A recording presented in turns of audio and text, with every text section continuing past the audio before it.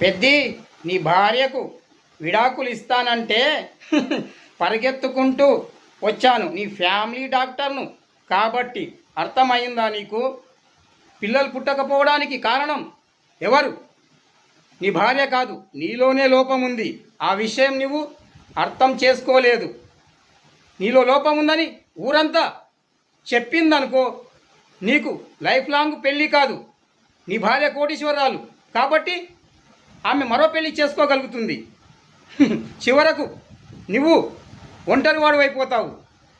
చివరి దశలో నిన్ను ఎవ్వరూ పట్టించుకోలేరు. అందుకనే నా మాట విని కాంప్రమైజ్ అయ్యి గుట్టు చప్పుడు కాకుండా కాపురం చేసుకో. అప్పుడే నిలబడుతుంది. కానీ లేదంటూ విడాకులంటూ పరిగెడితే నీకు లైఫ్ లాంగు తప్పదు వియోగం. నేను చెప్పినట్లు విడాకులు మాట క్లోజ్ చేసేసాయి. నా మాట విను.